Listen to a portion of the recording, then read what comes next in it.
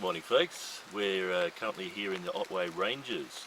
A couple of years ago I was poking around and found a track that just really grabbed me. It's just incredibly scenic. It sort of goes past a little creek.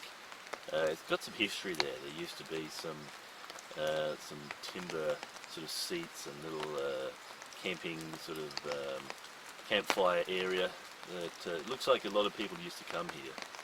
And the track itself, it's just got some really wild elements.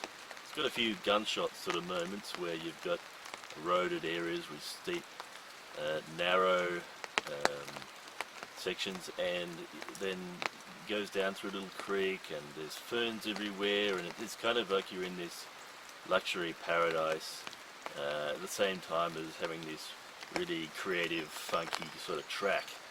And well, people say it's comp only, and that's kind of probably right, but well, we're here in Amarok and we're going to give it a go. We have a winch, can do, I think, hopefully. Now, just to make it even more challenging, we have inadvertently, you might say, ended up here at least a month later than would be ideal, and the weather, as you can see, is raining, and it's pretty wet. And so we're going from something that people would call completely and utterly mad to completely and utterly bonkers mad. So I think we're hopefully in for quite an adventure here, and stay tuned and let's see how it goes. Last night on the way in we came past this. Maybe that's a bit ominous.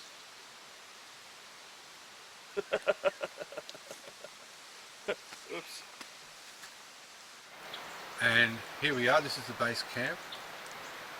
There's the Amarok, still partially getting sorted out. We did go and look at the start of the Oregon track. We're going into a cutting which has got a drop depth of about 4 meters. So we're sorting out the mirrors to try and save them from the sides of the cutting. So look at Brett here. Here he is, hard at work. Hiding from everything. No, he's sorting it out. Here we go. And he's coming to have a chat. How'd it go? He's coming to have a chat. Oh.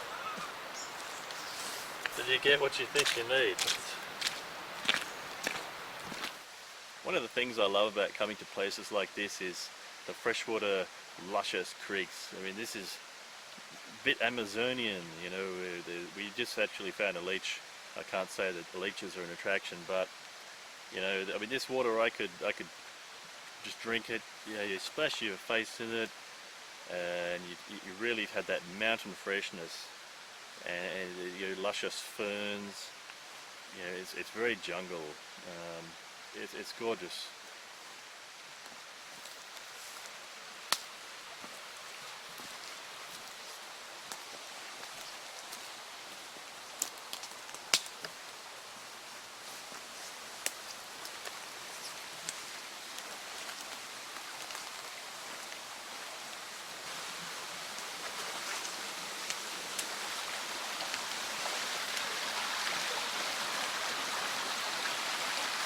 I love the sound of the babbling brook, and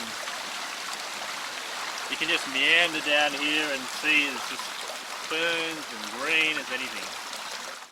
Well, just down from the campsite, 50 meters from the campsite, is where it all begins. Straight away we've got this nasty cutting. It drops down a good 3 to 4 meters, and it's very narrow, and my car, the Amarok, is a wide-bodied vehicle with these wing mirrors that stick out, and it really worries me. I know that a Hilux has come through here recently, but they're a lot narrower, and he fitted through, and well, the car's probably worth a lot less than my car, so he's probably not as worried. So we've tried to take some precautions. Yeah, this is kind of like Otway's gunshot. We are going down, thankfully. I really don't like your chances of ever driving up out of this while it's got a wet bottom like this, but anyway, we're heading down, and that's all we have to deal with. And so yeah, it's going to be interesting. Slipping over is good cab too. I'll show you just how big this first rut is. Oops.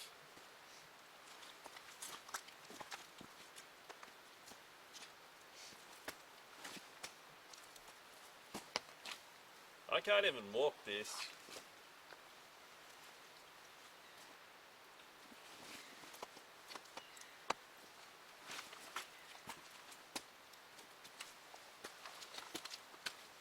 I think I'd be better off with 4 wheels. I don't like, feet just seem a bit unsuitable for this. Zoom out fully.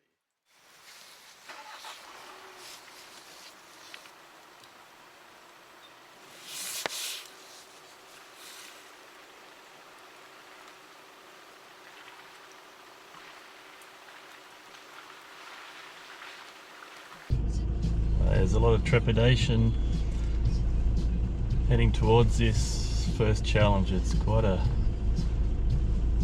deep cutting. It's very narrow. It's really only the narrowness, and if I start sliding towards the bottom, who knows, I can bump into all sorts of things.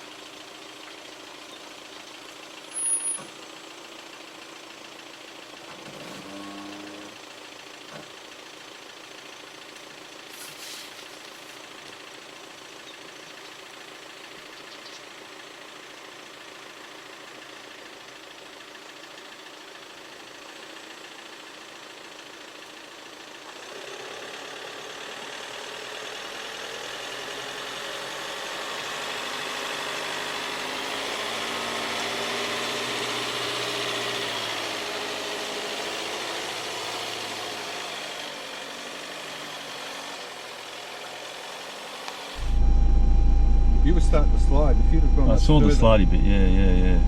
If you'd have gone much further, that would be so. If it's slidey, slippery on that angle, yeah, we're gonna have to do something. We're gonna have to either reverse down on the winch or have something wrapped around a tree 3 times, and you kind of let it out as you go.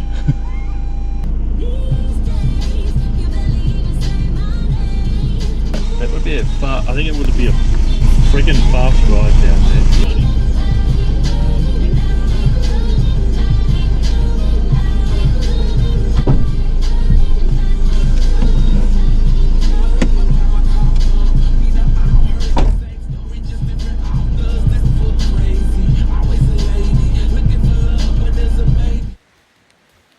Well, we ran out of time to start the first section, the first challenge today, and with some spare time up our belt, we decided to do a recce on foot. And so we're now walking back through a lovely enchanted forest, and the funky track has become ultra funky with numerous tree falls, and a few people have been trying to get around them, or getting around them, but since the last people came through, I think there have been further tree falls. So it looks like we've got some chainsawing on our hands if we want to even make a dent on the track constrictions, and the chance of us making a way through this whole track, given our time and manpower available, is not looking very likely. Now, I do have plans for another trip in a few weeks, so it could be that this is the first push and we continue this journey in a second adventure. So we're back in the tent. We thought we'd have a bit of a conflab. We were about to to send the first significant challenge, and well, it started to get a bit late, a bit dark. We thought, well, we'll call it quits on that, and so I thought, let's go for a bit of a walk and have a look down the track. And we walked down to the riverside, and it was all quite clear, and went through a major challenging section, which is still quite doable, you know. And then we went along the riverbank, and suddenly it was just trees fallen over, and someone has made a way around it. And we could probably do that, I think, that first one, but then it just became this massive cavalcade of fallen trees. There was a really cool section with a creek going through it, and that has got like 10 trees in it, and someone has made a bypass, but the bypass has sort of got a 6-foot bank that's kind of about this steep. Your only chance would be sort of winch up it, but then on top of that has fallen probably at least 2 trees, and one of them a big one. So we have to look at what we're going to do here. My initial sort of instinctual response is there's no point putting our energy into getting the vehicle through to that section of track and then getting it back out again, because then we're actually putting less energy into trying to clear the track and eventually make it through. But we probably don't have the time, manpower and equipment to actually get through those trees and actually complete the whole track. I mean, that's a major exercise. It's probably a bit beyond what we can achieve in this trip. So what I'm thinking of doing is going down tomorrow with the chainsaws. We'll just leave the vehicle here, and we'll just do as much track clearing as we can. And we have another trip planned in a few weeks, so that might be the chance to actually make it all the way through. So the trip's kind of taken a different turn, but that's fine by me. This is the kind of adventure that I really enjoy. It's the kind of experience that I would, you know, choose to have, and not necessarily that you can't get through, but you know, I like challenges, and I like to make it through to the end and have that sense of achievement. It's the whole journey of achieving that you know, helps you grow in life and develop more abilities, and I think that's a really healthy thing for people. Well, we can do a few hours tomorrow cleaning up that secondary track. There's no way that on top of that, there's no way of getting the car open unless you've got a couple of people with winches. It's because of the soft mud. Yeah. So clear it, have a good day, and then head back to Adelaide. Maybe you find a few interesting bits along the way. Yep, we'll have a bit more time than we thought. Maybe. I saw you sink a few times. Yes, down to about a foot into the mud. And that was on a fairly firm part, so it's going to be interesting with the vehicle.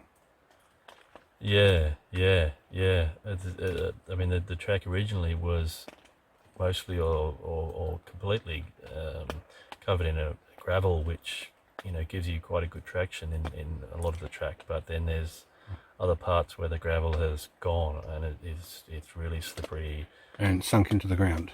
Yeah, swampy. Definitely a lot of swampy.